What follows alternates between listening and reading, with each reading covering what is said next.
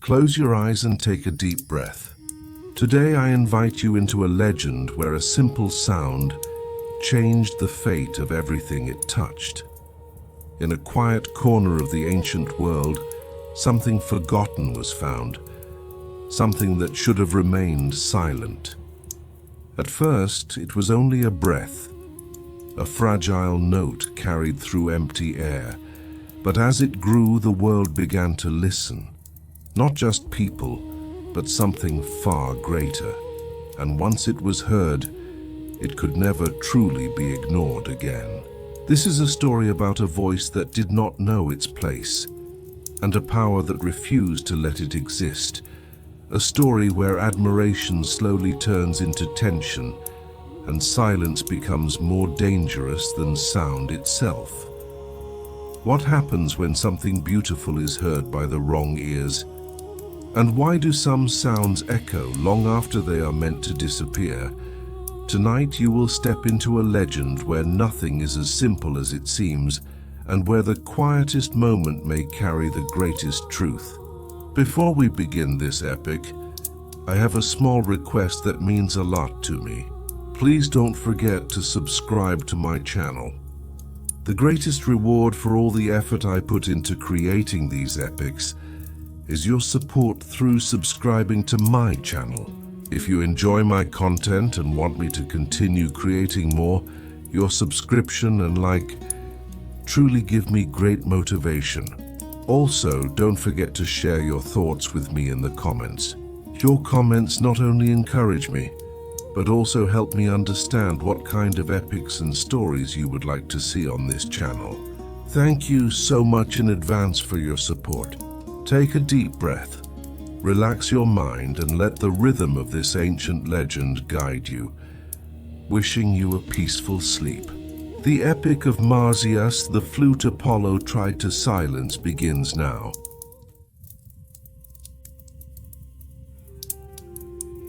On Olympus, everything had a form, a measure, and a boundary. Even the way light fell upon the marble columns was never random, and even the wind that moved through the courtyards of the gods seemed to shift direction by the command of some invisible mind. Athena was one of the brightest embodiments of that order. She carried not the blind force of war, but calculated will. She considered sacred not only victory, but knowing the right move at the right time. That was why her hands were usually accustomed to the shafts of spears, the weight of shields, and the patient rhythm of weaving looms. But that day, as she walked along the shore of Tritonis, it was not one of the familiar tools of war or craft that caught her attention, but a white bone lying quietly on the ground. It was the remaining leg bone of a deer. For someone else, it was an ordinary piece left behind by death. For Athena, it was the material beginning of a thought not yet spoken. When she picked up the bone, she felt the hollow inside it and the delicacy of its surface. She sensed that the hollow did not hold silence alone, and that if breath were sent into it, it could become something else. At that moment, wisdom first imagined binding sound to matter. Athena's inventions were never the product of chance. She would first build a thing in her mind, and then place her hand in the service of that mental order. She cleaned the bone with great care, set aside the parts that were prone to cracking, and calculated the openings the body of it could bear. Then she began to pierce it with holes at measured intervals. Each hole was not only an empty space, but a gate through which a note would one day pass. She thought a single pipe would not be enough, because nature was never made of only one voice. Sometimes the wind spoke at the same time as water, and sometimes the rustling of leaves mixed with the sound of a distant bird. So she prepared the second pipe as well.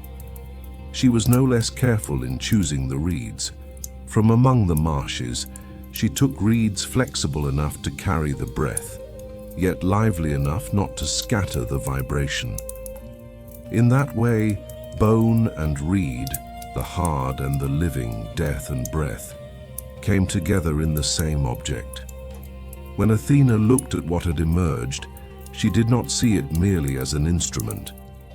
It was a new bond the mind had formed with nature, an art that belonged neither to the world of war nor to weaving, and yet still demanded order. It was then that she looked long at the aulos with her own eyes for the first time, and understood that it would require not only the intelligence of the hands, but the intelligence of the breath as well. The sound that came out in the first attempt was neither as gentle as the goddess had expected, nor as obedient as she was accustomed to. When the aulos touched her lips and the first breath passed through it, a vibration spread through the air of Olympus that had never existed there before. This sound was not orderly, measured and geometric like the lyre.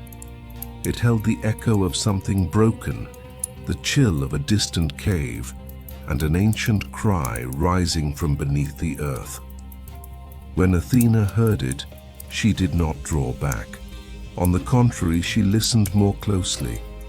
As her fingers moved across the holes, the sound changed shape.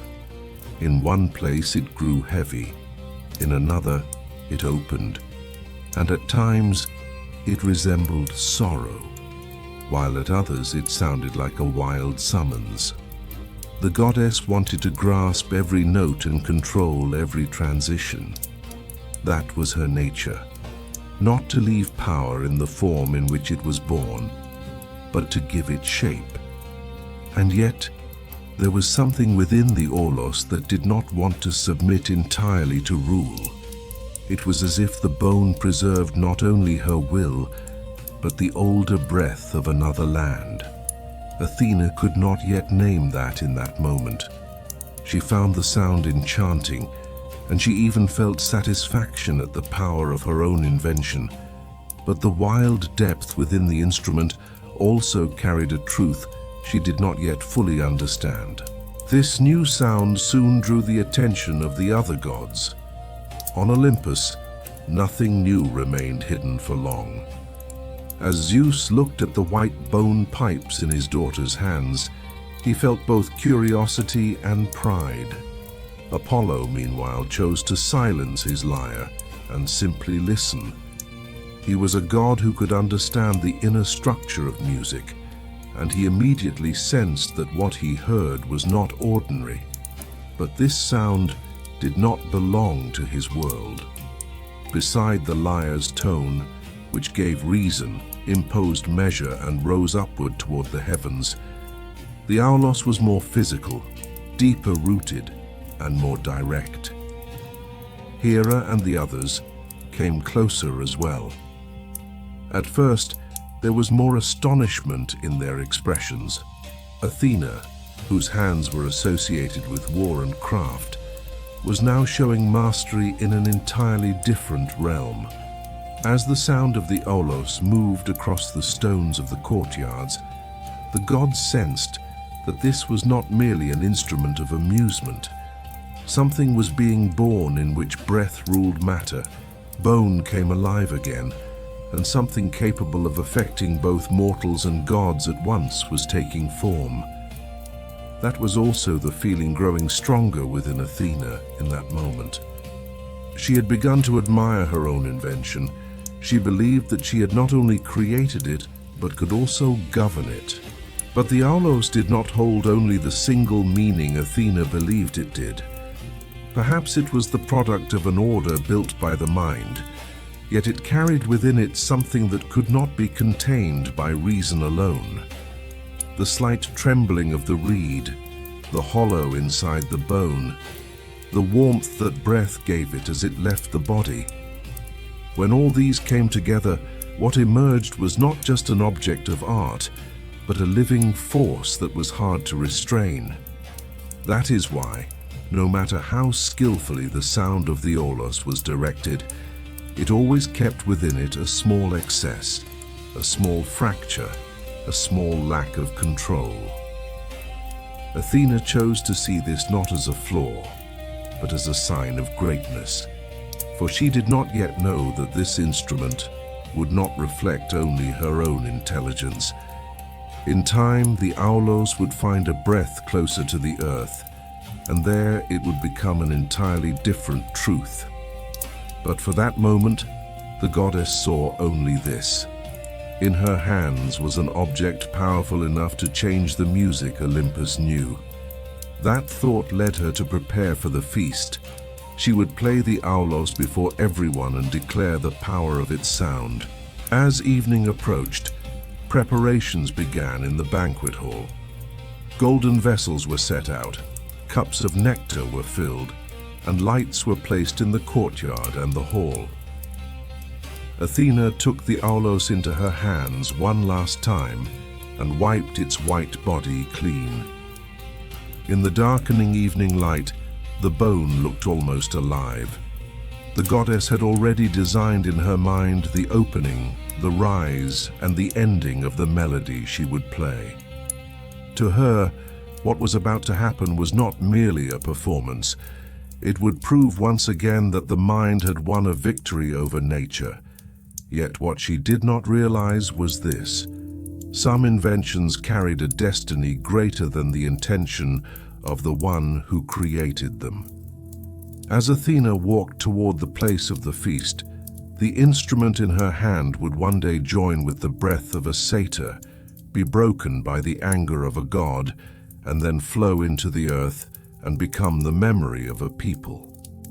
But beginnings always looked innocent. That evening was no different. The lights burning in the marble courtyards of Olympus seemed only to be greeting a new sound. The banquet hall was like Olympus's self-admiring face. Light reflected on the marble floors. The surfaces of the golden vessels trembled with flickering flames, and the voices of the gods softened and multiplied beneath the domes. When Athena entered with the Aulos in her hand, she stood confidently in the middle of that magnificent space. For she had come not only to try something new, but to present a power she herself had created. The other gods made room for her. Eyes turned toward her with curiosity. Some had so far heard only second-hand words about it. Others had heard that strange and deep sound rising from afar earlier in the day. Athena accepted all of those looks naturally. She even saw their anticipation as a necessary part of her own triumph. When she brought the Aulos to her lips, a fine silence settled over the hall. And when the first breath was released, that silence gave way to a feeling of heavy attention. The sound was truly enchanting. It did not move forward like a simple melody, but seemed to sink beneath the stones and then rise again. It was neither completely clear like Apollo's lyre, nor as familiar as the human voice in song. There was something else in it. A little sorrow, a little wildness, and also an old pull that made a person feel estranged from oneself. That was exactly why the first moments were impressive for everyone. Yet as the music rose, another image accompanying it also began to become clear. The Aulos demanded a strong breath. That breath took a price not only from the lungs, but also from the shape of the face. Athena's cheeks filled with every long note, the area around her mouth hardened, and fine lines gathered on her forehead. Her face, which always looked dignified, steady, and flawless, was changing under the bodily strain of the music. At first, no one openly fixated on this image, because the sound was still dominant, but not everyone in the hall was listening to the same thing. Some were captivated by the power of the music. Others had begun to focus on this transformation in the body producing it. In places where beauty came before everything else, form was often judged faster than content. There was exactly that kind of attention in Aphrodite's gaze. On Hera's face, a cooler, more measured, but equally judgmental impression moved across it. As Athena kept playing, their eyes moved not within the music, but over her face. When the melody rose a little more, the first stir of mockery was felt in the air of the hall. It was not a loud laugh. First, there was a slight pull at the corner of the mouth, then a smile trying to be suppressed, and after that, a short giggle close to a whisper. Although Athena was focused on the music, it was impossible for her not to sense the nature of the looks directed at her. Still, she kept playing a while longer. Perhaps she thought that at the end of the music, they would all fall silent, that the spell of the sound would overpower the image. But the opposite happened. The deeper the sound became, the more visible the strain on her face became as well. Aphrodite was now having difficulty hiding her smile. Hera too looked at this physical distortion with cold satisfaction. For them, the issue was not whether the music was good or bad. The issue was that the music created a change in a goddess's face that could be counted as a flaw. The moment Athena felt this, she understood that the blow she had taken had fallen not on the sound itself, but on her own honor. For she was being humiliated by something that had come from her own hands. This humiliation was more burning than blows that came from a foreign enemy.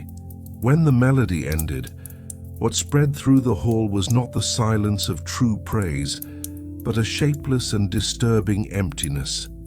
When Athena pulled the aulos from her lips, she saw that what remained after the sound was not the effect of the music, but that subtle feeling of mockery.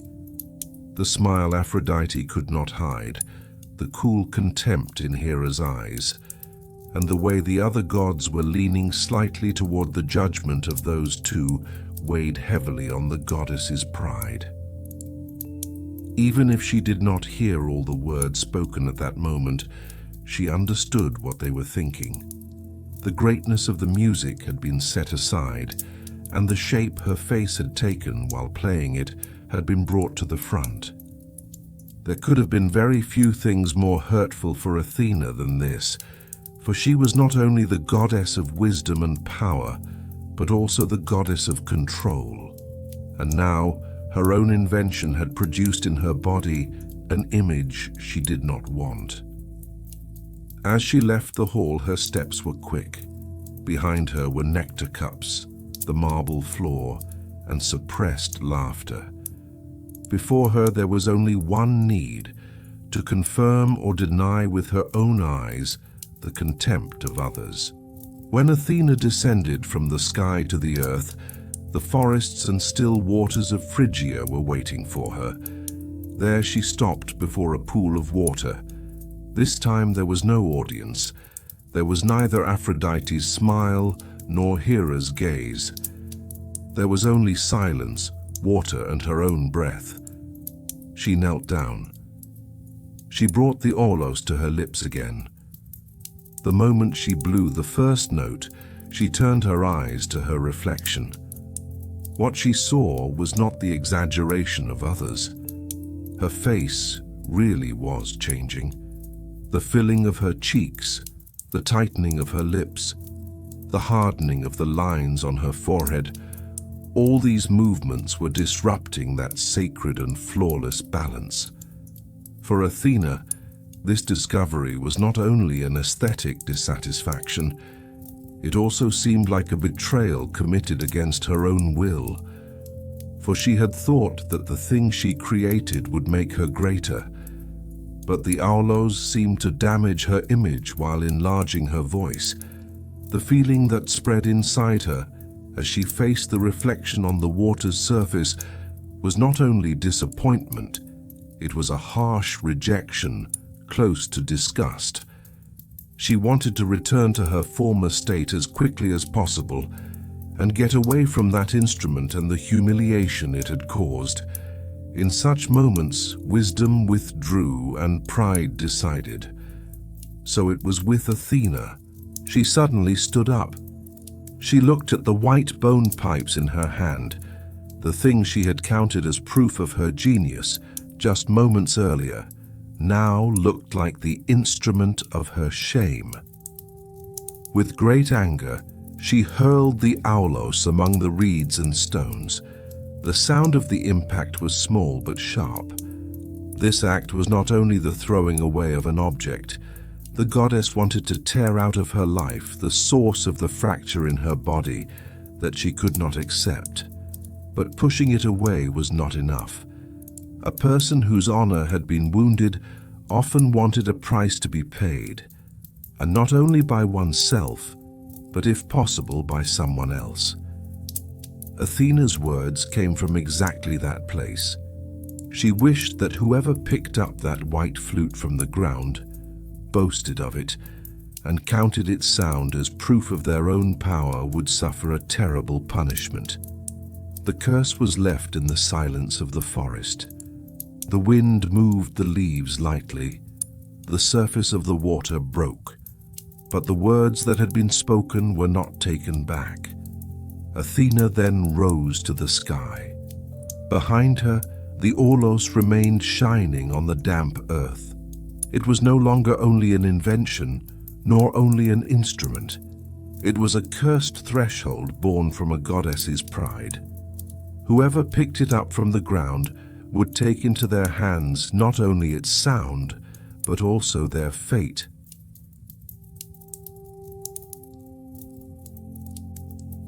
The mornings of Phrygia did not resemble the mornings of Olympus. Here light did not spill all at once. It filtered slowly through the trees, and joining with the dampness of the earth, gave the world the feeling of a dream that had awakened late. Marsyas was moving through just such a silence that morning. He was a being who lived not by order, but by rhythm. The body that was human from the waist up and goat from the waist down made him look like a part of the wild even at first glance. But what truly made him belong to nature was less his form than the tone of his way of living. He listened to the wind changing direction, walked according to the speed of the water, and heard a call even in the trembling within the reeds. This old satyr, who had come from the exuberant processions of Dionysus, carried life with its excesses, its laughter, and its sorrow, that could suddenly grow heavy. That was exactly why he was the one who would find Athena's cursed instrument. When he came down to the water's edge, he noticed an unusual whiteness among the reeds. As he drew closer, he saw that it was an object made of bone. It lay there on the ground, yet it seemed to spread a silence unlike everything around it. Marsyas bent down, took it into his hand, and at first felt its coldness. Then he noticed the fine craftsmanship hidden within that coldness, the sense of measure, and its strange pull. The moment the aulos touched his hand, Marsyas did not see it merely as an interesting object. It was as if he had touched something he had never known before, yet immediately formed a bond with through a familiarity that had come late. The arrangement of the holes, the placement of the reeds, the carved body of the bone, none of these looked random. It had been made with such care that one could understand at a glance that a voice was meant to pass through it. Marsyas knew nothing of the curse. He did not know of the split Athena had experienced before the mirror, the mockery of the goddesses, or the word she had hurled in anger. Because of that, he did not see the thing before him as something to fear or approach with suspicion. To him, this was one of the forest's unexplainable gifts. He grasped the aulos with both hands, felt the texture of the reeds, and placed his fingers over the holes. Even though he was doing this for the first time, there was a strange naturalness in his hands. Some objects sit in a person's hand like strangers, Others fill a long waiting emptiness with perfect precision, as if they have finally come to the place meant for them. In Marsyas's hands, the aulos created that second kind of closeness. Even before he blew into it, it awakened an expectation within him. The first breath was light, almost like a trial. But what began as a trial changed the surroundings from the very first moment. The air passing through the reeds turned unexpectedly into a rich sound. The singing of the nearby birds stopped. The reeds trembled lightly. The small rings on the surface of the water broke apart. Marsyas was surprised when he noticed this, but he did not pull back. On the contrary, he gripped the aulos a little more firmly. With the second breath, the sound opened. By the third, his fingers began to move without thinking. It was as if the instrument itself was teaching him what to do. Some notes sank deep, some rose and struck the trunks of the trees. In some places the sound resembled sorrow, and in others an open joy. As he played, Marsyas never once thought about the shape his face was taking, because he was not someone who bent over the surface of the water to check his own reflection. What he looked at in that moment was the world around him, the softening of the wind, the stillness of the leaves, the response given by the earth. For him, the aulos did not become a mirror. It became a passage. The sound passed through him and merged with the forest. That was why the instrument that had been wounded in Athena's hands sounded whole in the hands of Marsyas. The effect of the music soon became visible in the surroundings. Hesitant glances appeared from within the thickets. Small animals wandering nearby stood where they were instead of fleeing. Farther off, a lynx waited in the same silence as a deer that had come forward to drink. This did not mean that the law of nature had truly changed, but something had emerged that loosened that harsh order, even if only for a short while. Marsyas did not see this as a victory. To him, what he was doing was not ruling the forest, but making a sound already carried within the forest audible. That was why he relaxed more and more as he played. The music carried closeness rather than display. Within it, there was neither the cold balance of the lyre nor the order of the gods looking down from above.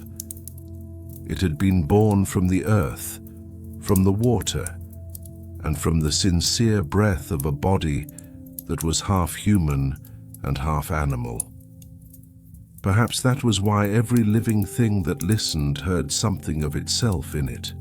A bird heard its own mourning, an animal, the one safe moment before fear, a tree, the old winds reaching all the way down to its roots.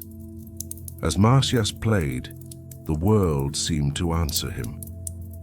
And one of the things that most easily misleads a human or a satyr is this. Once the world answers, one thinks that sound will remain with him forever. After a while, the nymphs also began to appear, the delicate beings who lived by the water's edge, the light bodies emerging from the shadows of the tree trunks, the silent faces looking out from between the branches, all of them slowly gathered toward the same center. None of them spoke loudly.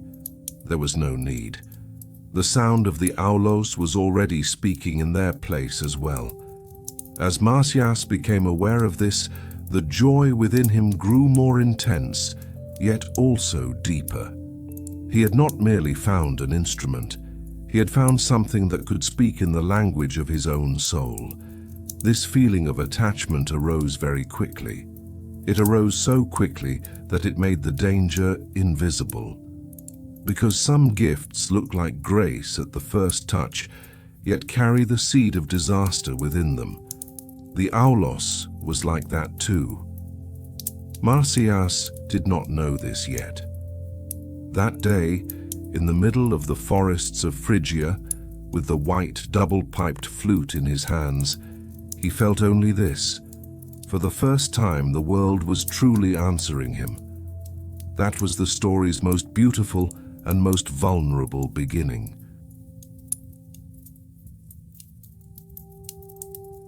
Those first sounds of the aulos rising from the depths of Phrygia soon ceased to be only a melody that was heard. They turned into a force that changed the behavior of the living beings around it and drew the forest's invisible rhythm into a different order. Every time Marsyas breathed out, within that double-piped body carved from deer bone, not only sound but seemingly the earth's own hidden breath took shape. That was why the tone of the aulos did not resemble the flawless but cool sound of the lyre echoing through the palaces of Olympus. It was raw. It came from deeper down, as if it were being born at the same time from the caves, reeds, and cracks in the stones along the Meandros. As Marsyas moved his fingers over the holes almost without thinking, the sound called everything around him into the same circle of attention. The world that only a few days earlier had been chasing, fleeing, and attacking itself seemed to learn how to wait for as long as he played. There was sorrow in this waiting as much as miracle, because while nature suspended its own harsh law for a brief moment, it also carried a dark intuition that knew this beauty would not last long. The animals approached first. The lynxes emerging from the bushes, the wolves that had earlier been roaming in search of prey, the birds looking down from high stones, all of them formed an invisible circle around Marsyas. The old fear, rewritten every day between hunter and hunted, loosened when the sound of the aulos rose. A rabbit, in a closeness that normally meant death, was able to remain beside a larger creature for a few breaths. Eagles slowed the beating of their wings. The predatory tension moving through the forest gave way to a peace that was impossible to explain but deeply felt. This did not mean that nature had become completely tame. It only meant that for as long as Marsyas played, his music temporarily estranged the living beings around him from their own inner wounds. Perhaps that was exactly what the aulos carried, a shared attention that pulled beings out of their hunger, fears, and reflexes for a few moments. Marsyas did not read this as a sign of superiority. He still saw himself as someone carrying a voice, rising from the depths of the earth. But the way the world answered him had already planted within him the first seed that would later turn into a dangerous belief. After the animals, the nymphs began to appear. The hamadryads hiding in tree hollows, the naiads living by the water, and the fine shadows of the forest came a little closer with every long melody Marsyas played.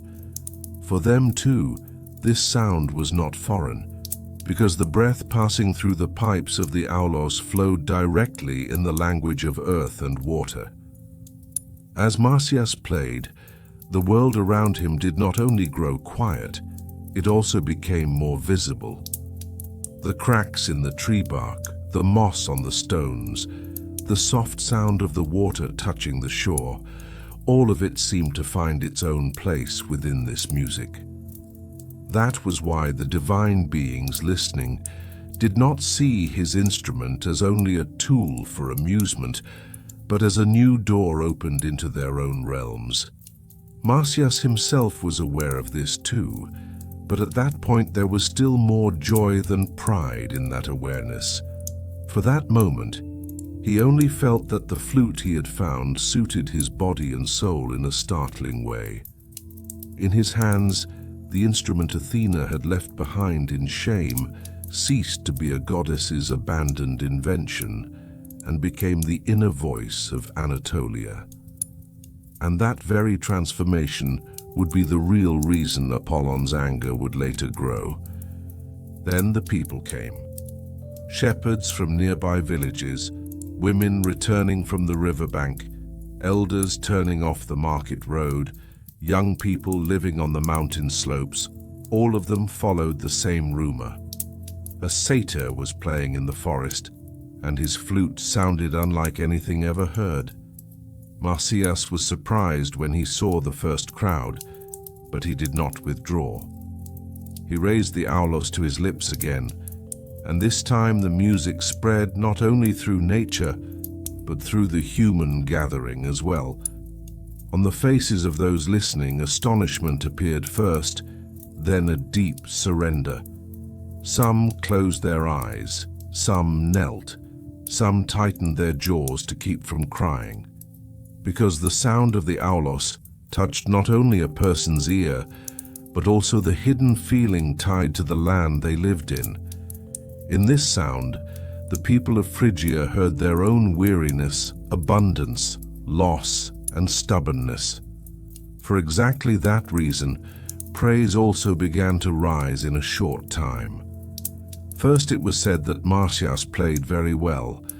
Then people began to speak of how his breath carried something beyond ordinary skill. At last, that dangerous comparison was born. This sound was closer, more alive and more powerful than Apollon's lyre. Once praise begins to compare someone to the gods, it ceases to be only admiration and becomes a voice that calls disaster. Marsyas's young student Olympus was watching this growing circle with quiet attention. He truly admired his teacher's skill. It was not easy to draw such full and ordered expression at the same time from the two pipes of the aulos. But Olympus was also the first to notice the intoxication created by the crowd. As people gathered around Marsyas, a small but important change appeared in the satyr's gaze. Before, when the music ended, he would fall silent, as if he too were listening from outside to what he had played. Now expectation was taking the place of silence. Words of praise shone on his face, and each time he heard himself compared to Apollon, his shoulders straightened a little more. As the purple shadows of evening fell behind the mountains, Marsyas played one last time, and the forest held its breath again. This time the silence spreading after the music did not carry only admiration. It also held news of an approaching storm. As the people returned to their villages, they carried the same sentence with them: Marsyas played better than Apollon. And the satyr stood there holding the aulos against his chest, left alone with a dangerous and innocent belief that the love of the people could protect him from any divine wrath. Marsyas's name was now spreading ahead of his music. The stories told about him on the Phrygian highlands grew a little larger, a little more certain, and a little more dangerous with every new telling. In the hands of a satyr, nature had softened, wild animals had learned to wait, and even stones had trembled. As people kept repeating these stories, the feeling inside Marsyas also began to change. The joy and astonishment he had felt at first gave way to something more burning, the feeling that he had been chosen. When people whispered, "Your breath is stronger than the strings of the gods," it first stirred a shy amazement in him. Then he began to accept those words in silence. After a certain point, those words stopped being praise coming from outside and began to sound like his own inner voice. This is how hubris often grows, quietly. A human being, or a satyr, does not reject the excessive admiration directed at him one day. The next day he believes that admiration has been deserved. Marsyas also began to see the white aulos in his hands not simply as a gift, but as a force that could crack the stone pillars of divine authority. The shadow of disaster drew near to him without his noticing. right within this growing inner intoxication. In the square of Keleni, while the sun heated the stone ground harshly, Marsyas stood in the middle of the crowd. The people gathered around him that day were once again expecting him to play, but the overflow inside the satyr had now gone beyond the limits of music.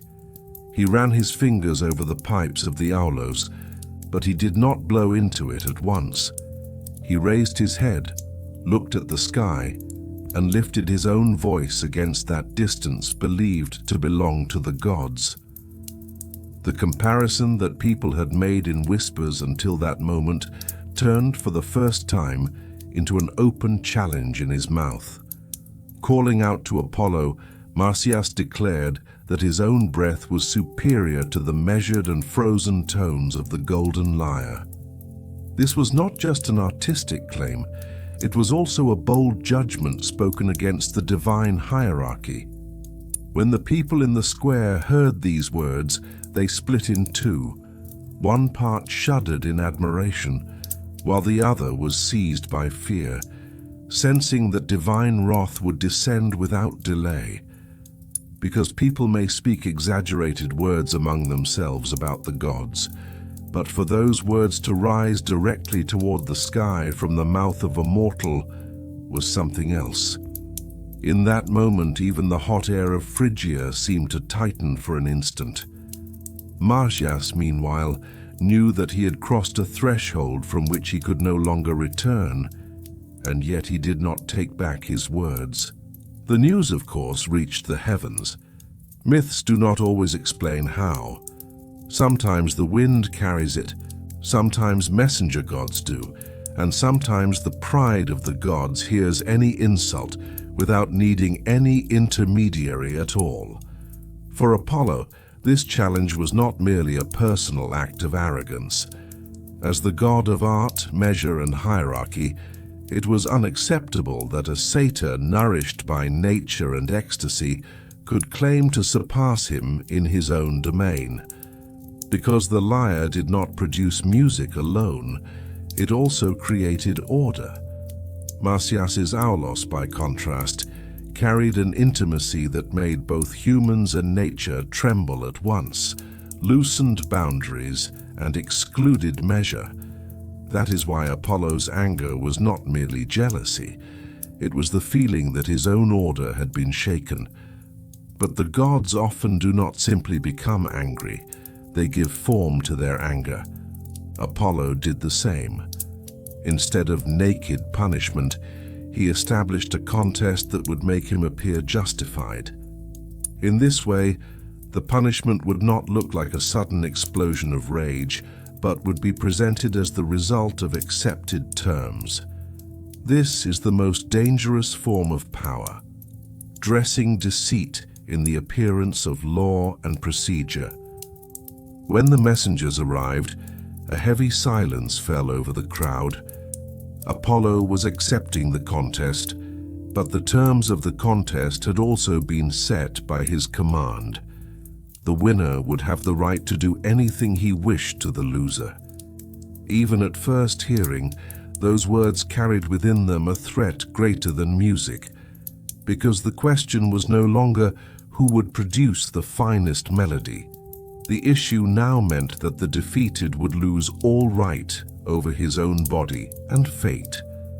When Marsyas heard this heavy condition, the intoxication inside him cracked for a moment. Fear tried briefly to pull him back, but immediately after, the cold, familiar body of the aulos in his hand seemed to harden in his palm. Every word of praise he had heard from the people until that moment poured back into him at once. Maybe he really would win. Maybe nature was on his side. Maybe his own warm and sincere voice would outweigh Apollo's cold lyre. A person often falls at exactly this point, when he sees the danger and still does not give up the enlarged idea he has formed of himself. Marsyas did the same. He accepted the contest. And so he entered that irreversible game in which he had placed not only his music but his life at stake. As evening fell, a different kind of air moved over Phrygia. People quietly dispersed, but the words spoken in the square did not disperse. Shepherds looked at one another in fear, the nymphs withdrew into the shadows of the trees, and the young Olympus saw both exultation and approaching destruction shining at the same time on his teacher's face. Marsyas had begun to build a case within himself. He was thinking not only that he played more beautifully, but that he carried the voice of Anatolia, a voice being forced into silence. This gave him a sense of nobility, but it also brought blindness, because sometimes a person places a great and righteous meaning upon his pride so that he can carry it more easily. That night Marsyas pressed his aulos to his chest, as if he were hiding the warmth of his own life within that bony body. Yet the thing in his hands carried not only an accompaniment that gave life, but also a curse sealed with Athena's anger. As the sun sank behind the mountains, the hour of the duel between mortal and immortal drew near. Fate trembled in the darkness like a string stretched tight and about to snap. That morning, Mount Tmolos did not look like an ordinary mountain. That sacred mass rising between Lydia and Phrygia seemed to be preparing to become the site of a judgment older than its own stones. Its peaks touched the clouds, and the waters flowing down from its slopes trembled in the first light of the sun. The gold-bearing sands of the Tmolos dazzled even in the cool of morning, but that brightness could not lighten the heavy silence settling over the tribunal ground. As Marsyas climbed the steep slopes, he carried the aulos in his hand, but this instrument no longer carried joy as it had in the forest.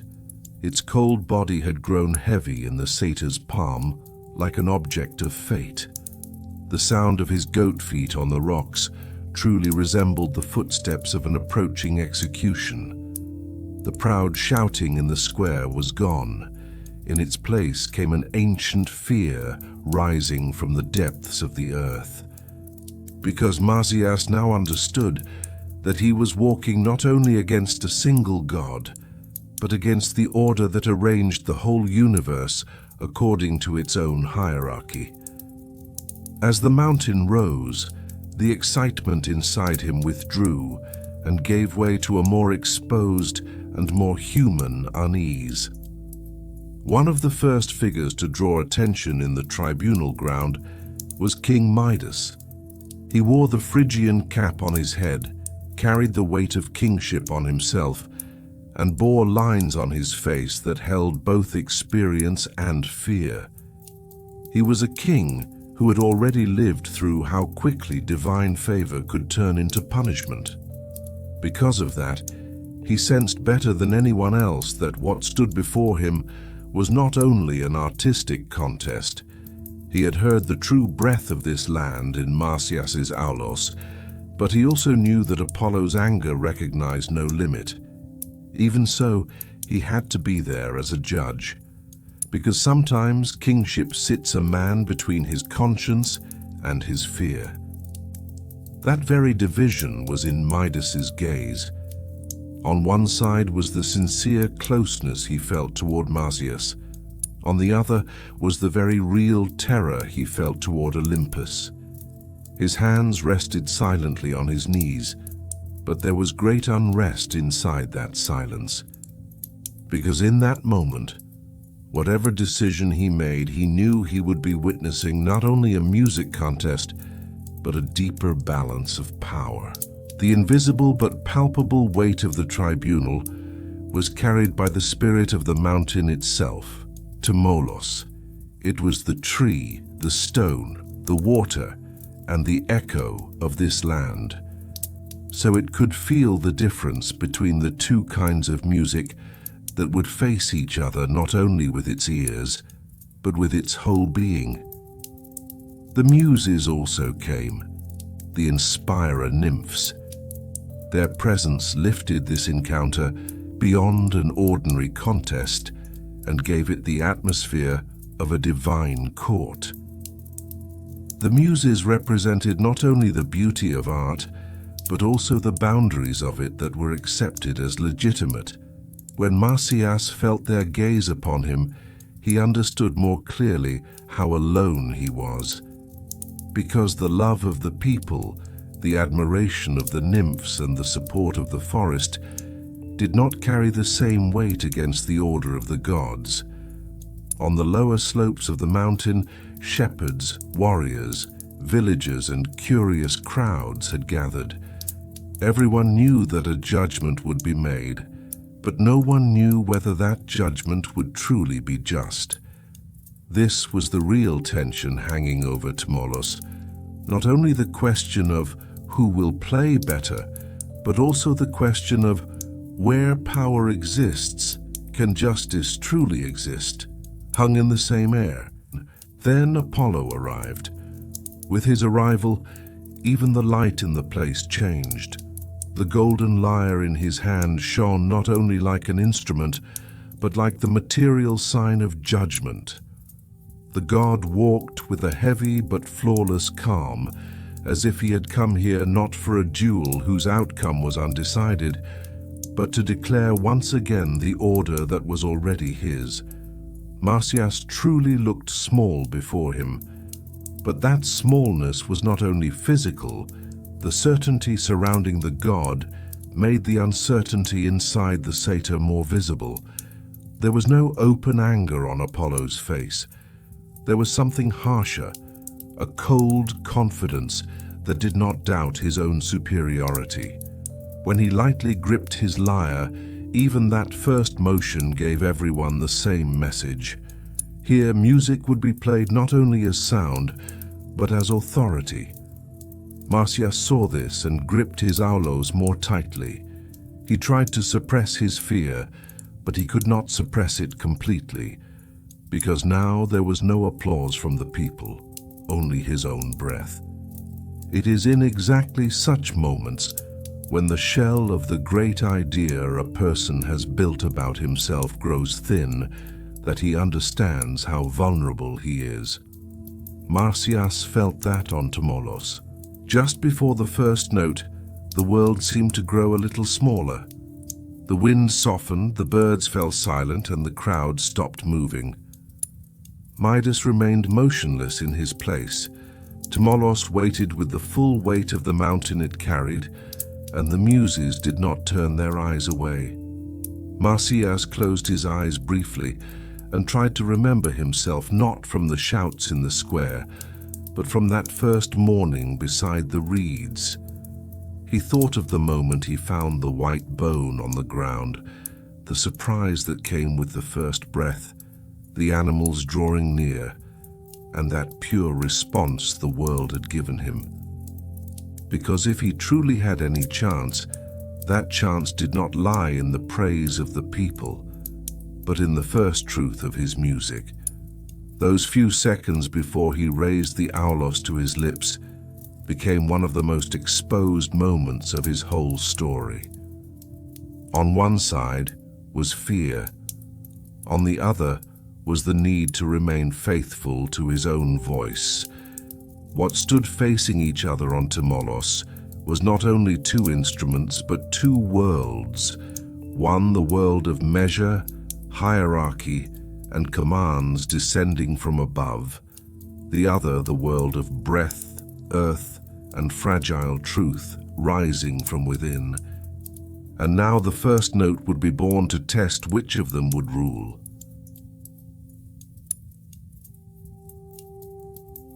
At that tense moment on the summit of Mount Tmolos, where even the wind seemed to stand as if it had forgotten its direction, when Marsyas lifted the aulos to his lips, he was no longer touching only an instrument, but his entire journey. In a single instant, he remembered the first encounter among the reeds, the first approach of the animals, and that astonishing response the earth had given him. Before him stood Apollo's golden lyre and flawless coldness. Around him rested the heavy gaze of gods, kings, the muses, and the people silenced by fear. But at that very moment, fear did not leave him completely. It only changed form.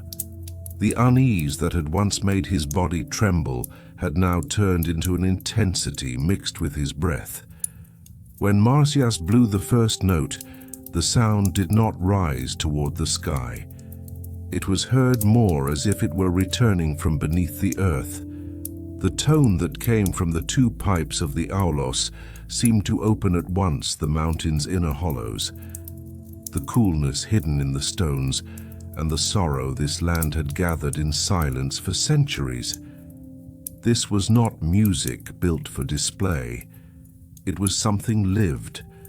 Most of those listening perhaps could not name it that way, but all of them felt the same difference. Apollo's lyre could leave a person in awe, but Marsyas's aulos entered into a person. As Marsyas played, the strain in his body became clear. His cheeks swelled, sweat ran from his forehead, and his shoulders grew a little stiffer with each new breath. The image that had once filled Athena with disgust before the mirror caused Marsyas no shame at all, because he cared not about the distortion of appearance, but about the truth of the sound. In his hands, the aulos was not an aesthetic object, but a living thing. For that reason, if every tone that came from it demanded a price, then that price counted as part of the music. As the notes grew heavier, the rocks of Tmolos too seemed to begin hearing that weight. The granite masses, cave hollows, and dry stone surfaces around them seemed to answer with deep echoes. It was as if Marsyas was not only playing, but calling the inside of the earth to accompany him. The leaves of the trees trembled lightly. The dry grass nearby rippled without the wind touching it. Even among the silent crowd, small shudders appeared that showed the music was passing not from outside, but from within. An old man straightened on his knees, a child gripped his mother's hand more tightly, and Midas lowered his head. Because the sound of Marsyas reached not only the ear, but the oldest and most vulnerable place inside a person. As the melody moved forward, the aulos opened two separate paths. The line rising from one pipe descended deeper. It carried grief, loneliness, waiting, and the heavy side of the earth. The line coming from the other pipe, however, opened in an unexpected way. It announced abundance, movement, wind, and the possibility of life returning. When the two joined, what emerged was not only beautiful music, but a complete world. The divine silence of Tmolos was broken for the first time at that moment. But this breaking happened not with noise, but with response. The mountain itself seemed to breathe the music back. When Marsyas felt this, for the first time, he truly believed he could prevail. This feeling was dangerous, but it had not yet broken completely away from the truth, because the sound he brought forth at that moment really was great. The crowd could not deny it. The muses were silent, but even in their silence there was a small tension. Open admiration flashed in Midas's eyes. The heavy presence of Tmolos seemed drawn into listening more closely. Apollo, however, stood motionless. Even so, anyone who looked carefully could see the hardness growing beneath that stillness, because some defeats reveal their true fury when the result is declared. As Marsyas entered the final section, he did not raise his sound any further. On the contrary, he deepened it. His greatest mastery appeared here, because many musicians show their power through increase. Marsyas, by contrast, found fullness within diminishment. As he approached the last notes, The sound of the olos widened like a river, then narrowed, then stopped at exactly the place where it needed to stop before opening again. This pause was not weakness, but certainty. It was as if the entire melody had been built to arrive at that very point. When the final tone returned from the slope of the mountain, no sound rose for a while. The people did not applaud. The gods did not speak. Because when something real is heard, the first response is often not noise but a brief daze. That was what happened on Tmolos as well. The silence that settled over the crowd was not the silence of fear or hesitation. It was the silence of accepting that something was truly great. Marsyas drew the aulos from his lips, and for the first time felt that the whole world around him was breathing in and out together with him. When the eyes of the judges turned toward one another, the decision was almost understood before it was spoken. Midas looked at Tmolos. Tmolos in turn gave his approval through his own heavy silence. Then the judgment was announced. In the first round, Marsyas's aulos had been found superior to Apollo's lyre. The moment the words were heard, a great suppressed joy broke open among the people. Shepherds shouted, nymphs became more visible from the places where they had hidden. People embraced one another and some cried with joy, because for the first time a mortal or a semi-divine satyr was being counted as having surpassed a god in the god's own domain. In that moment, Marsyas too lived through the brightest joy of his life. In his eyes burned not only happiness, but also the feeling of being protected. It was as if the world, nature, the people, and the judges had united in his favor. But in the middle of that triumph, the direction of darkness was changing. A marble calm still remained on Apollo's face, but now a destructive will was shining within that calm. He was gripping his lyre so tightly that the whiteness of his fingers could be seen even from a distance. In that moment, the victory became not only Marsyas's rise, but the fracture that gave birth to Apollo's revenge. The first round was over, but the real disaster was only beginning.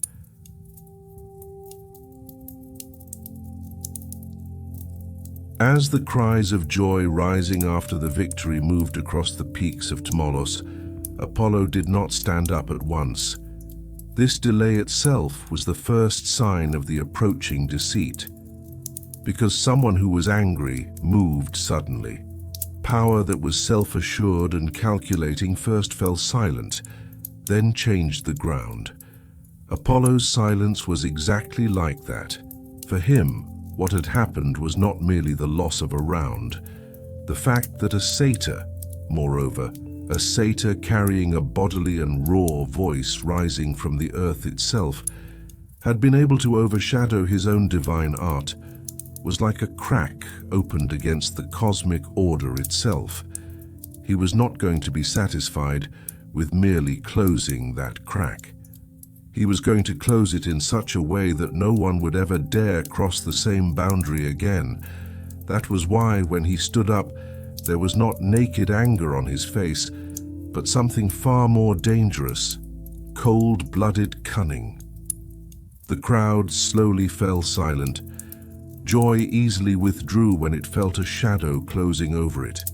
The same thing happened above Tmolos. The air that had just opened in Marsyas's favor now began to harden in a different way. When Apollo's gaze turned toward Marsyas, there was in that gaze not the acceptance of defeat from a rival, but the certainty of a power that was about to rewrite the rule. When Apollo spoke, his words could even have sounded reasonable at first. He said that true perfection in art had to preserve itself, not in only one condition, but in every condition. The moment this sentence was heard, it created the impression that some higher aesthetic principle was being explained. Yet what was being done here was changing the spirit of the contest. Then he set down his new condition. The true victor would be the one who could turn his instrument upside down and still play it with the same spirit.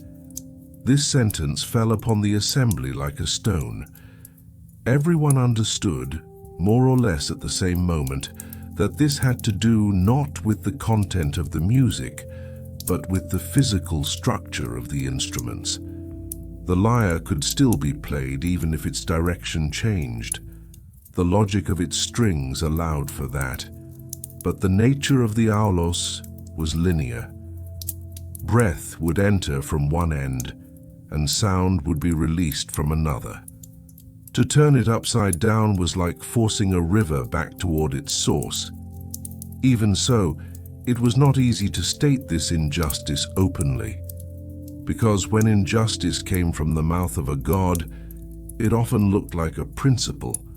Apollo achieved exactly that. For a time he made the crookedness of what he said invisible through the unshakable way he said it.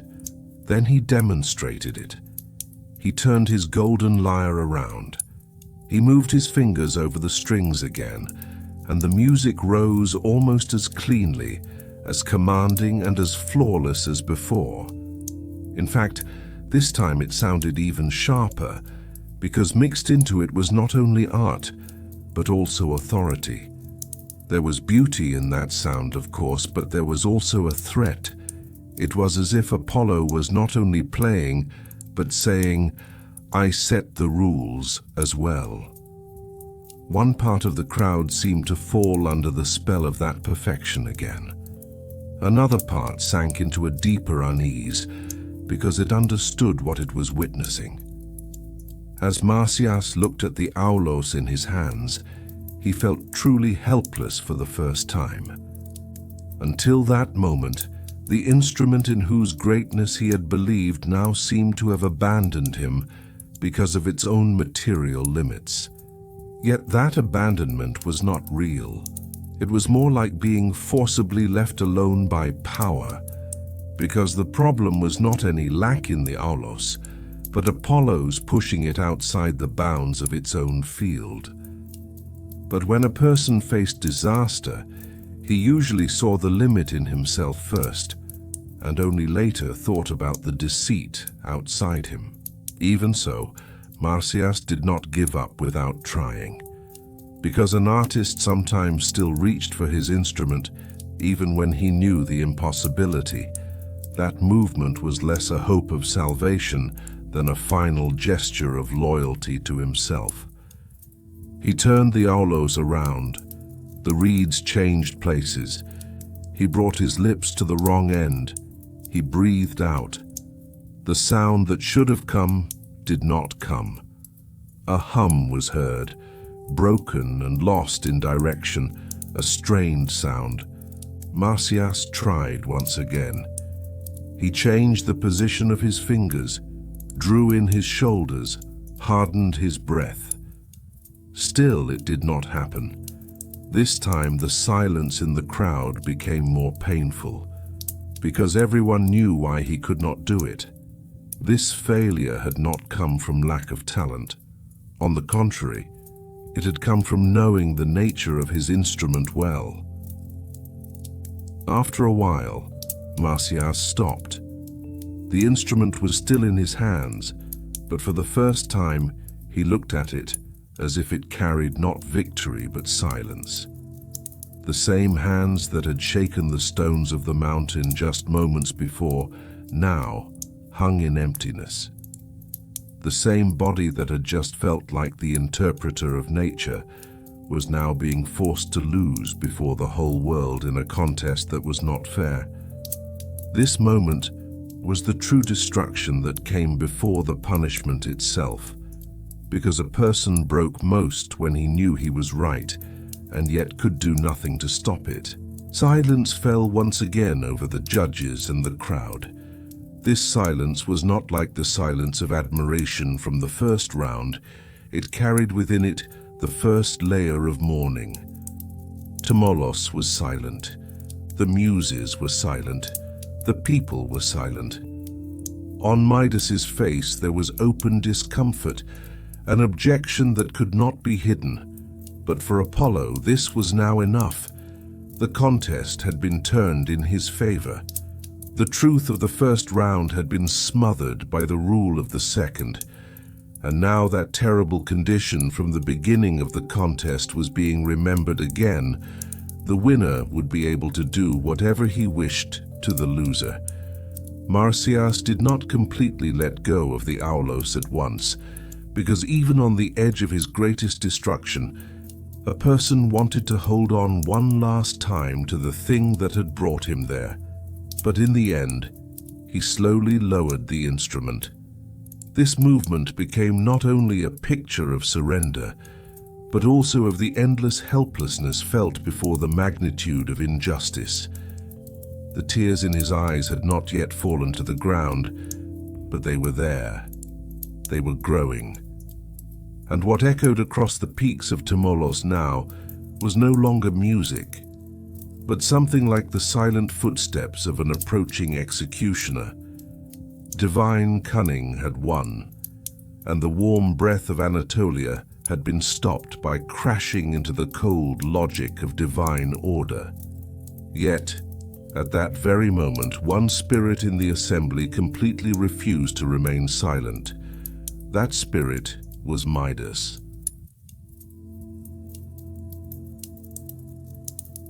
As the verdict, reshaped by Apollo's new condition, stood over Tmolos like an absolute approval, Midas sat motionless in his place. But this stillness was not acceptance. What was growing inside him was a sense of justice greater than fear. He had heard what Marsyas had done in the first round. He had heard how the Aulos touched the heart of this land, how it made both stone and human beings tremble at the same time. He had also seen what the second round was, a trick based not on the soul of music, but on the material differences between objects. As a king, he had witnessed many games of power, but sometimes a person reached a point where fear itself was no longer enough to silence him. For Midas, that point had come, because here he felt that not only Marsyas but judgment itself had been humiliated. If this result was accepted as justice, then no truth would ever again be spoken in the face of the god's command. The hardness that appeared on Midas's face came from exactly this thought. Before he rose, the forehead beneath his headdress grew damp with sweat. He knew what it would cost to speak, but he straightened up anyway. Sometimes, even if a person knew he could not save what was being lost, he still had to at least call a trick by its name. When Midas spoke, his voice was not shouting. On the contrary, it was measured. Perhaps that was why it carried more weight. He said that the judgment of the first round was clear, that Marsyas's music had worked more deeply into the spirit of this geography, and that the second condition weighed not music itself, but the structure of the instruments. He stated that the fact that the Aulos could not be played upside down did not make Marsyas's sound worthless. It only meant that the nature of the instrument did not allow it. If art was truly what was competing, then what had to be judged was spirit, expression, and effect. But if the material structure of the instruments was what was being measured, then the contest that had been held from the beginning was not the same contest at all. When these words echoed through the court, part of the crowd felt as if it could breathe for the first time. Because Midas had openly said what everyone saw but feared to speak. Marsyas lifted his head. Even if it would not save him, hearing someone speak the truth still gave a person strength, even at the final moment. That was exactly what Midas had done. He was not only defending the satyr, he was tearing apart the veil of rightness draped over divine authority. With this objection, the silence of Tmolos grew even heavier. The mountain god lowered his head. In that lowering was both the recognition of the trick and the burden of being unable to oppose it openly. The muses did not move. Their loyalty was not enough to let them speak the distortion they saw. The people, meanwhile, were trapped between two feelings: the respect they felt for Midas and the fear they felt toward Apollo, because everyone sensed that a true word spoken against a god would not go without a price. When Apollo turned his gaze toward Midas, that gaze was not only angry. There was something more wounding in it, a judgment of contempt, because for the god, the problem was not only that he had been challenged, it was that the challenge pointed to the truth. Midas had seen and exposed the game of logic he had constructed. Power was often more disturbed not by those who did not understand it, but by those who understood it correctly and still refused to bow. The coldness on Apollo's face was the sign of that disturbance. In that moment, everyone in the court felt that Midas had now become not only a judge, but also someone to be punished. When Apollo said that Midas's ear could not recognize true music, the words seemed on the surface to carry an aesthetic judgment.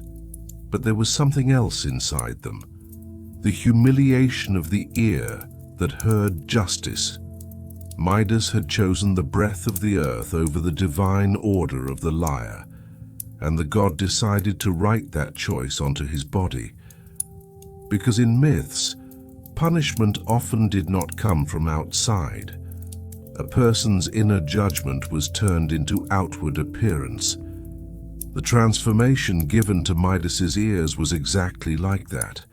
For a moment, the king did not fully understand what had happened, but the looks around him changed. His hand went to his headdress without thinking. When his fingers felt the edge of the new shape, the color drained from his face. In that moment, the shame was not merely personal. By using his body, Apollo wanted to give everyone a public lesson. The ear that considered the voice of the earth superior to divine order would not remain a human ear. So Midas was not only silenced, he was marked. This was the second face of divine punishment. Before the great judgment that would fall upon Marsyas through his body, a symbolic but crushing brand was being placed upon Midas. When the crowd saw this brand, it shrank even further into silence, because now, not only the rival, but also the one who spoke the truth was being punished. Midas did not lower his headdress at once, but he knew that from then on he would carry it differently for the rest of his life. Two separate pains gathered inside him. One was the humiliation he had suffered, and the other was that, even so, he still could not forget the truth of the first round. Because the punishment had changed his ears, but it had not erased what he had heard. Marsyas's voice still remained in the right place within him. That was why the king's silence was not the silence of defeat. It was rather the heavy silence of carrying the truth without being able to take it back. Marsyas saw this. He understood more clearly how near his own end was, because even if the punishment given to Midas seemed relatively light, there was a much harsher logic beneath it. Apollo was marking not only the one who had stood against him, but also the one who had formed a justified word against him. Once that logic revealed itself, almost no possibility of mercy remained for Marsyas.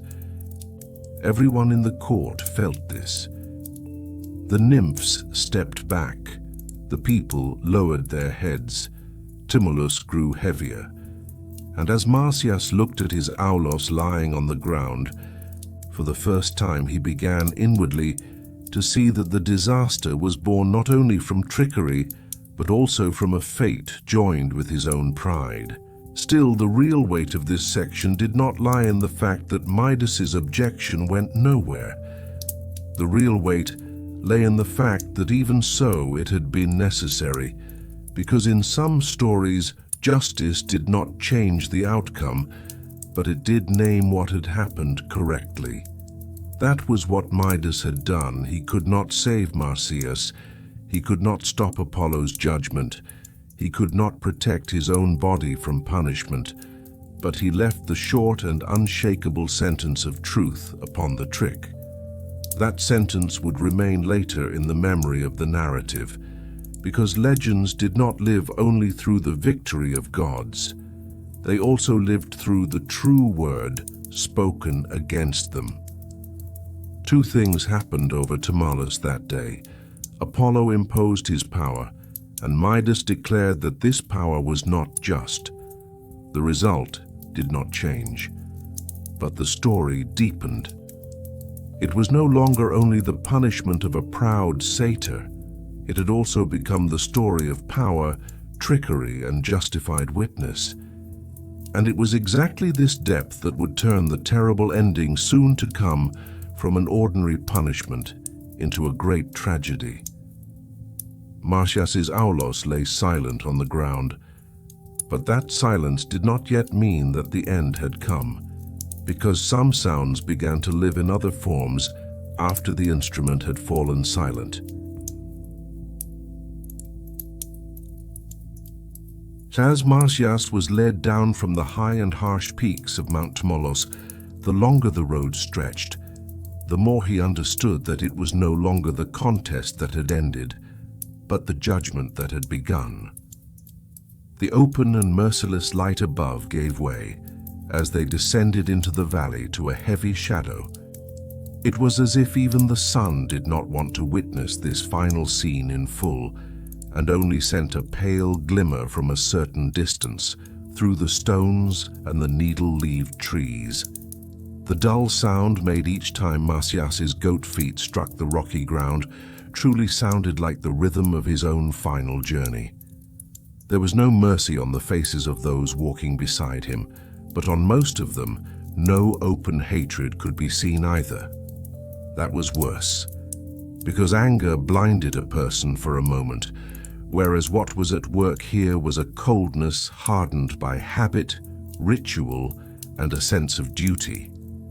That was exactly why Marsyas no longer felt like an artist, a rival, or a rebel, but like a body placed at the center of a cautionary scene that had been decided in advance.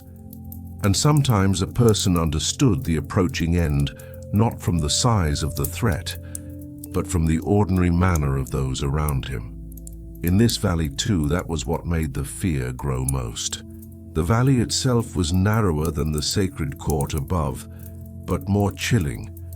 No decision had been made here, only the decision would be carried out. The dampness between the rocks, the resinous smell of tree bark, and the coolness of the earth spread a heavy sense of closure through the air. The great pine tree rising before Marsyas looked at first like an ordinary part of nature, but at that moment it had turned into a boundary marker. This tree, which carried the shadows of both Cybele and Dionysus, might once have been thought of as a tree of shade, shelter, and ritual. Now it would become the post of punishment. It was here that the tragedy was written not only onto the body, but onto the place as well, because everything that stood close to the sacred could suddenly, in the hands of power, turn into something terrifying. Marsyas felt that when he looked at the tree. He understood that he could not escape, that he could not bargain, and that neither music nor his earlier victory would protect him at this point. Even so, his eyes went to the aulos that had been left on the ground. That instrument was no longer in his hands, but all the rings of fate were still turning around it. Perhaps he remembered that first morning among the reeds, or perhaps only this. that the thing a person loved most could sometimes bring that person to the edge of the greatest price. The Olos had become his voice. Now the voice had been silenced, and the turn had come for the one who carried it. Apollo stood for a while at the entrance of the valley. His presence in this final scene did not carry a shouting anger, but a sense of order that believed it was putting everything back in its place. The fact that he would punish Marsyas here was meant to appear not like a god's momentary rage, but as if he were restoring the damaged balance of the universe. At least, that was how Apollo saw himself. That was why he neither raised his voice nor displayed his victory in a showy way. That too was what made it frightening, because sometimes the heaviest destruction came from a power that fully believed it was right. When Marsyas looked at his face, he saw more there than personal hurt, the decision to separate the one who had exceeded measure in a way that would serve as an example. That was why the Scythian executioner, who would soon appear in the valley, would stand there not merely as an executioner, but like the cold hand of divine order. Even the fact that the curved blade had not yet been drawn from its sheath had already sharpened the air enough. Although the people remained far from this scene, nature had not withdrawn. The nymphs hiding behind the trees, the small creatures holding their breath behind the stones, and the few humans who had come as far as the head of the valley but could go no farther, all silently carried the weight of this ending. Because in great tragedies, not everyone suffered to the same degree, but everyone was condemned to the same silence. When Marsyas was bound to the pine tree, the tension in his body was not only physical. At that moment, it felt as though the entire story was being stretched along with him. When his arms were raised, when his shoulders were pulled back, and when his chest was left bare, there was nothing left to hide. He was no longer the cheerful satyr of the forest, nor the musician surrounded by the applause of the crowd. All those identities had withdrawn one by one before the punishment. What remained was only a being approaching a naked truth, a being who had come too close to his own voice, who had considered it superior to divine order, yet had truly lived within that voice. That was why this scene was not only humiliating, but also revealing. Marsyas's pride was laid bare here, but so too not the falseness of his music, but on the contrary, its authenticity became visible here. Because the reason Apollo punished him so harshly was not merely the challenge itself. The real danger was that Marsyas's voice could truly move people from where they stood. The satyr, standing with his back against the trunk of the tree, understood this for the first time with complete clarity. To deserve disaster and to suffer injustice could sometimes exist together in the same body. Marsyas's tragedy deepened precisely here. He had been at fault, but his voice had not been false. It was this double truth that lifted his end beyond an ordinary punishment and made it unforgettable. When the Scythian executioner stepped forward, the last trace of peace in the valley also disappeared. The sound of the metal leaving its sheath was not loud, but that small scrape seemed to sink into the bark of every tree. The executioner's movements carried no haste.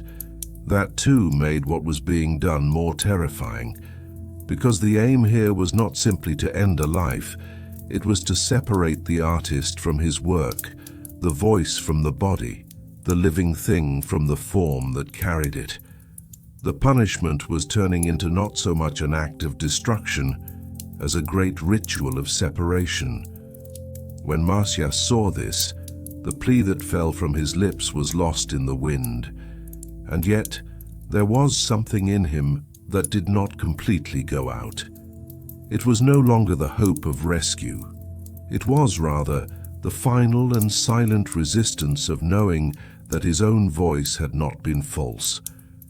Perhaps that was why, in the final moment, he looked not again at the Tmolos, but at the nature around him. Tree, stone, wind, water. The things that had answered him in the truest moments of his life could not save him now, but they were bearing witness to him. Some endings, through witness alone, become something more than simple disappearances. So it was with Marsyas's.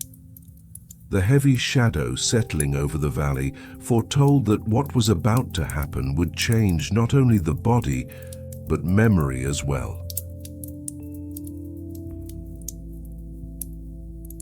At the moment when the cold steel in the Scythian executioner's hand cut through Apollo's light one more time, time truly stopped flowing in a straight line for Marsyas. Everything that followed was no longer lived in ordinary seconds, but within a thickened state of consciousness. Because when the human body reaches the edge of great pain, the world suddenly narrows. Sounds grow distant, images sharpen, memory opens in unexpected ways. That was what happened for Marsyas as well. As he felt the bark of the pine tree against his back, the harshness of the ropes on his arms, and the coolness of the valley on his skin, different moments of his life seemed to merge into a single long echo. He may not have known Athena's curse, but the feeling of recognition he had felt when he first held that white bone she had left behind now returned one last time. He remembered the first breath. He remembered the forest answering, the animals drawing near, the silent circle of nymphs, the admiration growing in the eyes of the people, and then the poisonous pride that was slowly born within that admiration. That was exactly the truth beneath the skin. The thing that led a person to disaster was not always entirely false. Sometimes our most genuine side, when it became excessive, carried us into destruction. Marsyas's voice was truth, but when he tried to place that truth above divine order, that same truth had also left him defenseless. The executioner's task was not simply an act of taking a life, but an act of separation. For that reason, the horror of the scene was not only physical, but symbolic. What was being torn away from Marsyas was not only the outer layer of the body, it was as if it were the tangible bond between the artist and his work. That was why the feeling rising in the valley went far beyond ordinary fear. As the nymphs tried to suppress their sobs behind the trees, even the water of the rivers had begun to look murky and slow. Nature was lowering its own voice, forced to watch a tree once considered sacred turn into a gallows. At this point, the story was becoming not only the humiliation of a satyr, but the humiliation of everything alive. Because Marsyas's music did not belong to him alone, it was also close to the soil, the water, and the inner voice of this land. That was why his punishment felt not like the destruction of a single body, but like the silencing of an entire world. No one in the valley spoke aloud. As much as Apollo's command, the magnitude of what was happening was also silencing people. And sometimes silence bears witness more heavily than a scream. The silence at the foot of Tmolos was like that too. It held fear, law, and helplessness all at once. When Marsyas's final piercing scream rose up, it no longer sounded like the voice of an instrument or the cry of a mortal uttered alone. It became something greater. It was as if the earth itself had given voice in the name of its own child. That was why the echo did not remain only in the valley. It passed through the forest, struck the riverbanks, deepened within the stones, and opened an eternal place in the memory of myth. It was here that, The truth beneath the skin became visible once again, because the power that wanted to silence Marsyas could separate his voice from his body, but it could not completely destroy the meaning of that voice. The final scream became not the first sign of annihilation, but of transformation. Although his body had weakened and his breath had been cut short, his voice had begun to flow into another channel. This was the saddest, but also the strongest side of tragedies. The hero fell, but during that fall what he expressed began to live in the world in a new form. Marsyas's voice, at that very moment, was ceasing to be music and turning into memory. Perhaps no one could fully name it, but everyone felt it. The absolute silence Apollo wanted was not happening. On the contrary, the thing that had been silenced was now turning into an echo that was deeper, more bodiless, and more enduring. That was why the final scream became not only fear, but also the first sign of the river to come. As Marsyas's body began to lose its strength to hold on, the darkness settling over the valley also grew dense in another way. The last rays of daylight no longer illuminated him like a living body, but like the naked sign of tragedy. At its core, this image carried the following. Before absolute authority, an artist was not only being defeated, but being turned into an object lesson. Yet becoming an object lesson did not always produce the result intended by the one in power.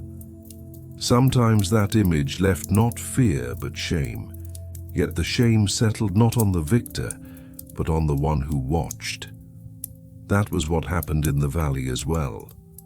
Apollo seemed to have won, yet every living thing around him felt a lack within his victory, because a victory without justice remained hollow inside, even if it appeared complete.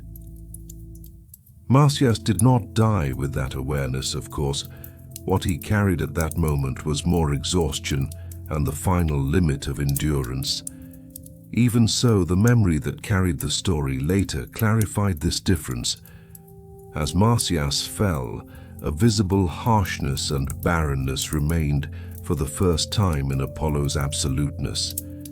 The warm breath of the Aulos was gone now. Only the cold shadow of order remained behind. And sometimes it was through exactly this contrast that a person could tell what was alive and what was only powerful. At last, when Marsyas's voice left the body, everyone in the valley felt the same thing. Something had ended, but the ending was not complete closure, because the blood and tears beginning to flow into the earth were the first sign of another awakening. Though the body had gone out, the final scream had remained in the world. When the branches of the pine tree swayed lightly, the rustling almost carried a distant memory of the Aulos. Unable to bear it, the nymphs wept. The wind changed direction. The dampness beneath the stones increased. All of these were, on the surface, small signs of nature. But within the narrative, all of them served the same great transformation. Marsyas's death was not tied here to a dry ending. On the contrary, what had been torn from the body became the spirit preparing for another circulation. In the end, what truly remained was not only pain, but the gate of transformation. The truth beneath Marsyas's skin, that is, the fact that his voice and his body had been born from the same root, had now been freed from the body and had begun to mix into the earth. And so the punishment, without realizing it, would come to nourish that thing which could never be silenced. When Apollo's freezing and blinding light began to withdraw from the valley, the silence it left behind was truly as heavy as the sound of death. That silence came not only from the fact that a life had ended, but from the fact that everyone had witnessed a very great injustice. The Scythian executioner had completed his task, sheathed his blade, and disappeared into the shadows. Apollo too had withdrawn with the cold certainty of his own victory. But their departure did not lighten the burden. On the contrary, the true mourning was only beginning now, because when those who held power left the stage, those who remained could, for the first time, weep freely. That was what happened in the valley as well. Every living thing standing beneath and around the pine tree felt that what had just happened was not only an individual loss, but a shared sorrow that had fallen over an entire land. The first drops that fell onto the dry and stony soil of Phrygia were the drops of that shared sorrow. They were not falling only from Olympus's eyes. The sobs the nymphs could not hide, the silent withdrawal of nature, and the growing wetness of the earth, as if it were revealing its own moisture, all carried the same grief. It was not only individuals who were weeping here, but Phrygia itself. When Olympus stepped out from his hiding place, he was still very young, yet he looked as if he had aged all at once. The final echoes of the melodies that had poured from his teacher's aulos were still moving within him, but there were no longer any hands left to call them back. When he came beneath the pine tree, he saw that the fingers that had once made even stones speak were now silent. He trembled at the sight. To be a student sometimes meant not receiving the master's mastery, but witnessing his destruction. For Olympus, that day was exactly that, and yet he did not pull away. He struggled to reach out his hands, but he did not run. Because the first duty of mourning was often not to abandon the body, but the memory. When the tears falling from Olympus's eyes touched the earth, this became not only an individual pain, but a declaration of mourning for an entire tradition. What he would inherit from his teacher was no longer technical brilliance or a proud courage that challenged the gods. It was a heavier legacy, the legacy of knowing the cost of art, of knowing how the voice was sacrificed in a world where truth was not protected, and of knowing that even so that voice could not be completely destroyed. That was why Olympus's weeping ceased to be personal. It merged with the valley's own grief. The nymphs too emerged one by one. Those delicate beings who had withdrawn behind the trees in fear a short while earlier now understood that hiding no longer meant anything. Some sank down at the foot of the tree. Some could only look at Marsyas from a distance, and some simply bowed their heads and wept in silence. This mourning was not showy. No one was crying out at the top of their voice. But for that very reason, it was felt more deeply, because the pain felt here was not the pain of spectacle, but the pain of loss. When the resin seeping from the bark of the pine tree joined the moisture on the surface of the ground and the tears that had fallen, nature began for the first time to answer such a great unjust execution in its own language. That answer did not become words at once, nor did it immediately turn into a miracle. At first it appeared only as wetness, as drops that sank into the soil, disappeared through small cracks and seemed insignificant, yet could not be stopped. But the mind of myth always began great transformations this way. A flow too small to be seen with the eye, over time, turned into a river that carried the memory of a people. The tears of Phrygia were like that at first as well. The invisible waters of mourning had begun to sink underground, and no divine command could call back a sorrow like that once it had mixed with the soil beneath the earth. The pine tree from which Marsyas remained hanging seemed to carry this pain within its own fibers. As its branches swayed in the light wind, the rustling they made sounded like a very distant echo of the silenced melody of the aulos. Nature here was not only becoming a witness, but also becoming memory. The soil around the roots of the tree looked darker, resin and tears mixed together. The darkness around them did not belong only to the night. It was descending like a covering of grief. Olympus's silent resolve also became clear in that darkness. He would not abandon his teacher. The duty of burial, the weight of mourning, and the responsibility of carrying the memory of the music would remain with him. This silent decision caused even all the divine beings to withdraw, because what would be done now belonged not to the gods, but to loyalty, and loyalty often appeared in the wreckage left behind by power. The feeling Olympus carried that night was exactly that, the desire to offer his teacher, whom he had not been able to save, one final service, one final closeness, one final duty.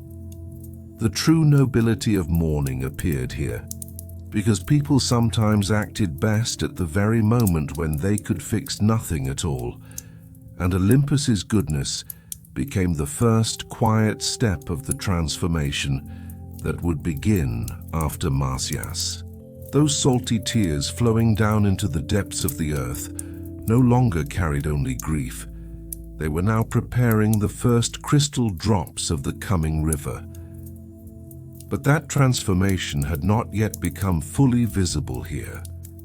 For now there were only signs of it: the wet soil, the growing underground moisture, the coolness rising from cracks in the stone, and a sense of new life moving through the lower layers of the valley. That was the true meaning of the chapter, The Tears of Phrygia. Marsyas's death did not end here in a dry and silent conclusion.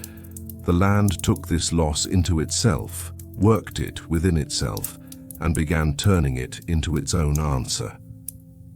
Justice may have been delayed in the realm of the gods, but the earth was preparing to create its own justice through water. That was why the mourning in the valley was not only an ending, but also like a darkness before birth. What would be born was not yet fully clear, but everyone, even the quietest stone, could sense that something would return to the earth. Marsyas's voice may have ended in the instrument, but his cry, his tears, and the shared grief that followed had turned toward another body, the body of water. In the next chapter, that flow would become clearly visible. But here, in this dark and heavy place, the tears of Phrygia had already begun moving through the soil toward the river. In that dark valley at the foot of Tmolos, what began immediately after death was not only mourning, it was a great transformation taken into the earth itself. As the last warmth left Marsyas's body, the tears shed by Olympus and the nymphs seeped into the cracks of the dry ground.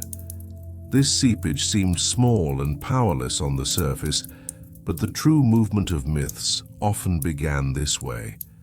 A cry did not remain in stone, but descended underground.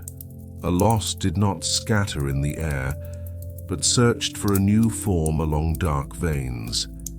As the dry plateaus of Phrygia absorbed these salty tears, the hidden water channels in the caves beneath the mountain accepted them as well. There, far from Apollo's light and the divine judgment above, mourning and water mixed together. It was as if Marsyas's final breath had joined with the coolness the earth kept in its deepest places and was searching for a new body. That was why his death did not become a dry ending. Even if the body had been left to the tree, the soul continued to move within the earth. Could a musician's voice live on without an instrument and lungs? The mythical answer to that question was given here. It could, but no longer as a note, as a flow. In the dark labyrinths of the underground waters, grief slowly turned into clarity. This transformation was formed not like a sudden miracle, but like a heavy and inward alchemy. Tears, blood, soil, resin, and the old dampness of the mountain mixed together. Then this mixture began to be pushed upward through cracks in the stone. When the first springs came to the surface, the people of Phrygia understood that this was not just the birth of ordinary water, because within that water there was not a cold and lifeless emptiness, but a warmth that had passed through pain. The river carried mourning at the moment it was born, but it also carried rebirth. In this way, Marsyas's soul moved beyond the limit of a single body and settled into the pulse of the land. His voice was no longer a voice that ended in the valley. It was a flow that filtered up from underground, spread across the plain, satisfied the thirsty earth, and turned loss into abundance. That was why the narrative moved here beyond death, because some tragedies left their heroes not in the grave, but mixed into the world itself. That was what fell to Marsyas. While he was meant to be silenced, he became water. In that way, Apollo's punishment did not only destroy, without realizing it, it gave birth to a new and more lasting form of existence. As Olympus took on the silent duty left behind after his teacher, he became the first human witness to this transformation. He was no longer only a student in mourning. He was seeing how Marsyas's music had passed from a bodily existence into geographic memory. The dampness becoming visible around the roots of the pine tree, the rustling beneath the earth, and the cool vibration that would soon turn into a spring made him feel that his teacher had not completely gone. This feeling was not light enough to be called comfort. It was more like a meaning that made grief bearable. In this way, Olympus received two inheritances from Marsyas, one heavy and painful, the other long-lived and silent. The first was the knowledge of how defenseless art could remain in the face of power. The second was the truth that a voice that was genuine could not be completely killed. As the first springs rising from beneath the earth became visible, the nymphs also accepted this transformation through their own mourning. Their weeping was no longer only for loss, it was to accompany what was being born. As new water paths appeared among the dry stones of Phrygia, the narrative also changed direction. The tragedy did not remain only in darkness here. It brought forth a new being from within the darkness. This being would soon pass through Kelaini, join the Myandros, and make the name of Marsyas not only the name of a satyr, but the name of a flowing life. When the waters bearing Marsyas's name began to flow along the stone roads and marble spaces of Kelaini, the tragedy gained for the first time a kind of permanence that resembled history. It was no longer only a disaster that was told, it was a reality that was seen, touched, passed by and sat beside. As the river moved toward the wide bed of the Myandros, what it carried was not only water, it also carried the sorrow of Phrygia, the silent loyalty of Olympus, the tears of the nymphs and that old voice Apollo had wanted to silence. The reeds growing along the riverbanks rose again every spring. When the wind came down from Tmolos and struck them, the rustling it made no longer seemed to people like an ordinary sound of nature. Travelers stopped and listened. Poets seemed to hear the lost melody of the aulos in that murmur. The people thought Marsyas's voice had in fact sunk into every particle of the earth. In this way, his defeat in the long run ceased to be a defeat, because Apollo had punished a body, but after the body, he had not been able to dry out the voice that had spread across the landscape. That is why Marsyas was no longer only a punished rebel, but a being who returned every time the wind blew along the riverbank. The silenced voice was now speaking through nature itself. As time passed, the story of Marsyas did not remain only a myth. It turned into a symbol. Those living along the riverbanks began to remember his name not only with sorrow, but also with resistance. The images and statues of Marsyas that reached as far as the Roman forums were no longer only the memory of an artist. They came to be seen as signs of freedom, civic right, and local nobility. Because in his story, people read not only the arrogance of a satyr, but also a living truth crushed by brute force. That is why the figure of Marsyas, even though it carried different meanings in different ages, preserved the same core, defending the sincere and wounded voice against measured and cold authority. His river flowed clear enough to draw the nymphs to itself, and deep enough to make poets think. In this way, a great contrast was formed between the pine tree where the execution took place and the water bursting from its roots. The trunk of the tree was the sign of punishment. The river born from its roots was the sign of delayed but more lasting justice. This is one of the strongest transformations in the story. Power sometimes gives birth to its own opposite. From the stage it builds as a warning. In the end, Apollo's execution, instead of destroying Marsyas, turned him into a being broader, more far-reaching and more resilient. As the reeds along the riverbank went on speaking with the wind, another belief continued to live among the people. The hanging skin left behind from Marsyas stirred with excitement when it heard the sound of the aulos, but remained unmoved when Apollo's lyre was played. This belief stood between history and myth, yet it was a form of memory deeply suited to the essence of the narrative. Because what was being said here was clear. The body might have been humiliated, the voice might have been suppressed, but true closeness still recognized itself. A human being was the same way. When a person heard the true voice within, that person stirred. But in the face of a foreign and cold voice of order, that person became dull. The permanence of Marsyas lay exactly here. He was no longer only a figure who had lived in the past, but had become a measure that kept asking which voices truly awakened us from within. That is why the river carried not only water, it also carried memory, comparison, and conscience. Each new generation on its banks faced the same question a little more. Which voice was the one that truly gave life to the human soul? The one praised simply because it was flawless, or the one that moved us from where we stood because it was wounded yet sincere? The echo of Marsyas never fell silent within that question. When Marsyas's story ends, what remains is not only a scene of punishment. What remains is a harder question.